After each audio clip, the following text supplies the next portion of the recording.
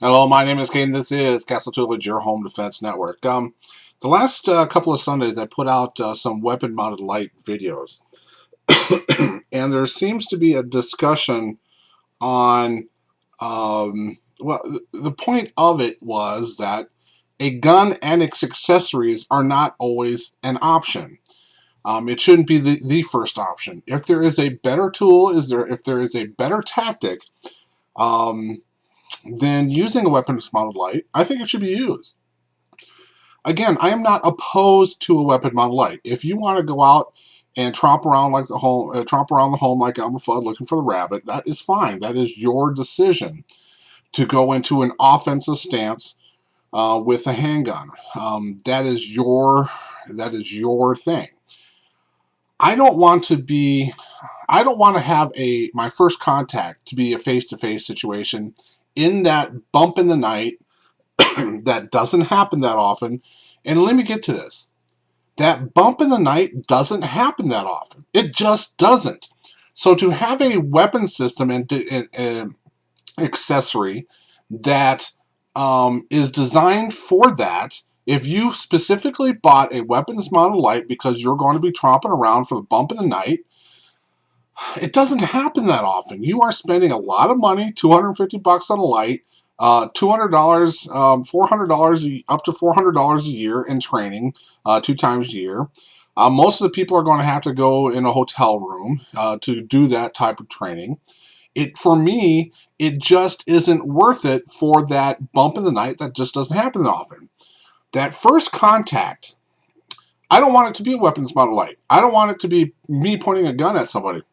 The first contact I want is what? I'm going to flood the house with light. In some rooms, it's going to be flashing on and off. So with one button, I'm going to have lights flashing on and off the house. It's going to illuminate the cockroaches. Those cockroaches are more than likely going to split the house. I have a panic alarm.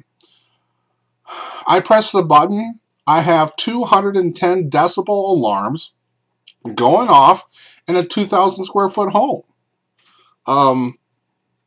That's going to be the first contact. This myth. We just got done with the 10 myths of self-defense. One of these myths about the bump in the night is that you hear a bump in the night and you get up, you'll get ready, and you'd be putting on your go bag. You'd be donning some kind of a vest, a tactical vest, and you have a phone in one hand and a gun in the other, and you're in concealment within 5 seconds. It doesn't happen that often. I'm going to tell you, this is what happens, and I'm reminded about my cats. I talked about this several years ago. My stupid cats would knock something over. They're playing late at night.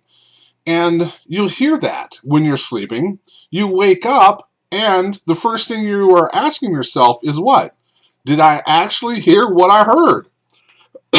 And I recognize the fact not everyone's going to have cats and to that effect. But if you hear something, a breaking window. One day I had a neighbor in California close their window real hard. And in California, my neighbor was I don't know, 20 feet between each other, and it sounded like someone was opening or shutting a window in my house. It got my dander up a little bit. I know I don't leave any open windows in the home, especially on the first floor. I lived in the desert, 120-degree weather. I still don't leave those windows open. So, I went through everything. I didn't tromp around the home. I waited about 10 minutes. I did call the police. Officer March showed up, which was kind of interesting because I interacted with him a little bit later, a few years later. It was a good interaction, by the way. The reason it's irrelevant. That myth is just going to be a myth. You're not going to be able to get ready in 10 seconds. You're going to think, did I actually hear that?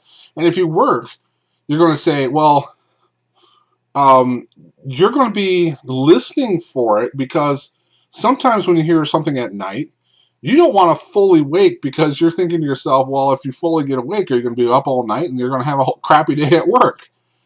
So those are the things that you really need to go into. The lighting system is simple. It took me about 4 hours and about $700 to put that lighting system into a 2,000 square foot home. And you don't have to train on it. You have a finger and you know how to press a button. I mean, it takes less energy to press a button than to flush a toilet. Okay? So all these arguments against weapons mounted lights, that I'm nuts, I just find it interesting because if there is a different way of doing things other than a handgun, take it. I just don't understand the mentality. I know I am twisting the paradigm a little bit. I am making some people. I'm challenging people's assumptions, and when you challenge people's assumptions, they get angry at you. I'm sorry. What you know today may seem silly 6 months from now.